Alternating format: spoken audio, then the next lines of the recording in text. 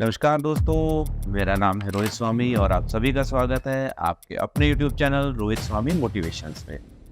तो last video हमारा था सेल्स स्किल्स के रिगार्डिंग और आप लोगों ने उस वीडियो को इतना प्यार दिया कि बहुत अच्छा लगा और बहुत सारे लोगों के मुझे कमेंट्स भी आए, बहुत सारे लोगों ने मैसेज किया, मेल आया कि इस सेल्स वाली स्किल के ऊपर मैं आप लोगों को थोड़ा और नॉलेज दूं। तो मुझे भी अच्छा लगा आप लोगों ने उस वीडियो को इतना प्यार दिया, उसके लिए बहुत बहुत धन्यवाद आप सभी का। तो सेल्स जो टॉपिक है वो बहुत बड़ा टॉपिक है और आई थिंक मैंने भी लास्ट वीडियो में सेल्स स्किल को बहुत कम ही टाइम में कवर करने की कोशिश की, जो मैंने बहुत शॉर्ट में आपको सेल्स के बारे में बताया। लेकिन सेल्स बहुत बड़ा स्किल है जो सीखना इतना आसान नहीं है। अगर सेल्स टेक्निक आपको जाननी है तो सेल्स टेक्निक दुनिया की नंबर 1 टेक्निक है। आपको पर्सनल स्किल डेवलपमेंट में, आपको करियर स्किल डेवलपमेंट में, आपकी प्रोफेशनल स्किल डेवलपमेंट में, आपकी ओवरऑल लाइफ डेवलपमेंट में जो सेल्स स्किल है वो बहुत ही इम्पोर्टेंट है। साथ के साथ आपकी रिलेशनशिप आपको कैसे मैनेज करने चाहिए, कैसे आपको किस रिलेशन को कैसे मैनेज करना चाहिए, वो आपको सीखने को मिलता है। तो हम बात कर रहे थे सेल्स टेक्निक के बारे में कि कैसे आप अपने सेल्स टेक्निक्स को इम्प्रूव कर सकते हैं, कैसे आप अपने आप को सेल्स के लिए प्रिपेयर कर सकते हैं। हम उसी टॉपिक पे बात करेंगे और उसमें मैं आपको 4 मेजर चीज़ें बताने वाला हूँ। बहुत ही इम्पोर्टेंट चीज़ें हैं, आप चाहें इसको नोट डाउन कर सकते हैं। और एक शायर ने बहुत ही बढ़िया बात कही है कि वो जो करोड़ों में एक है ना, वो मैं खुद हूँ।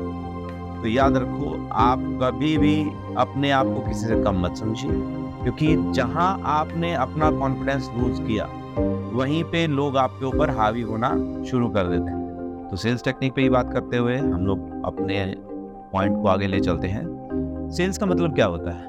सेल्स का मतलब होता है बेचना, आप सभी को पता है। लेकिन क्या बेचना? आप चाहे बिजनेस करते हैं, चाहे जॉब करते हैं, आप कुछ भी करते हैं, आप कुछ ना कुछ तो बेच ही रहे हो। तो सेल्स एक ऐसी चीज है जो किसी ना किसी रूप में हर जगह अवेलेबल है। तो सेल्स के बेसिकली 4 रूल्स होते हैं। पहला जो रूल होता है, they should trust the salesman. तो सेल्समैन के ऊपर ट्रस्ट करना बहुत जरूरी है। आपके ऊपर कोई क्यों ट्रस्ट करेगा, उसके पीछे बहुत सारे रीजंस हो सकते हैं। आप वो रीजन दे सकते हैं सामने वाले को, जिससे सामने वाला आपको ट्रस्ट करे, तभी वो आपसे कोई प्रोडक्ट या कोई सर्विस आपसे परचेज करेगा। तो उसमें पहला पॉइंट जो है वो होता है आपका अपीयरेंस। अपीयरेंस बेसिकली आपने क्या पहना है, आपका ड्रेसिंग सेंस क्या है, वो होता है अपीयरेंस। अपीयरेंस में आपको सबसे पहले अपने ऊपर ध्यान देना है। आप जब भी कहीं पे जाते हैं, पार्टी में जाते हैं, आप कहीं शॉपिंग मॉल में जा रहे हैं, आप कहीं किसी मीटिंग में जा रहे हैं, तो सबसे पहले आप वहाँ क्या देखते हैं? आप जिससे मिलते हैं सामने वाले के, आप लोग अपीयरेंस को देखते हैं कि सामने वाले ने क्या ड्रेस कोड पहना है। मेजरली अगर आप कहीं बिजनेस डील करने जा रहे हैं तो सामने वाले से आप एक्सपेक्ट करते हैं कहीं ना कहीं वो फॉर्मल्स में आएगा। तो वो एक ट्रस्ट बिल्डअप का काम करता है। आपकी जो ड्रेसिंग सेंस है वो एक स्ट्रॉन्ग आपका कनेक्शन बनाती है आपके कस्टमर के साथ। अगर एक इंसान ये है और दूसरा इंसान ये है, इन दोनों में से आप किसके ऊपर ट्रस्ट करेंगे? तो आपको फॉर्मल क्लोथिंग आपको परचेज करना होगा, आपको फॉर्मल कपड़े आपको परचेज करने होंगे और आपको वो भी ज़्यादा महंगे परचेज नहीं करने हैं, ठीक है। इसके बाद जो सेकंड रूल है, नो योर प्रोडक्ट प्रॉपर्ली। तो आपको अपने प्रोडक्ट का जो नॉलेज है वो प्रॉपर्ली होना चाहिए। कैसे होगा वो? आपको मार्केट में जो आपकी कंपनी के प्रोडक्ट्स है लॉन्च थे या पुराने टाइम पे लॉन्च थे, आपको अपने हर प्रोडक्ट के बारे में प्रॉपर्ली पता होना चाहिए। ऐसा नहीं है कि आप कस्टमर के सामने जाए और आपको अपने प्रोडक्ट की नॉलेज ही नहीं। कॉम्पिटिटर है आपका मार्केट में, उसकी नॉलेज भी आपको पूरी होनी चाहिए। उसके जो भी प्रोडक्ट है, आपके कंपटीशन में जो भी प्रोडक्ट्स हैं, उनका भी आपको पूरा नॉलेज होना चाहिए।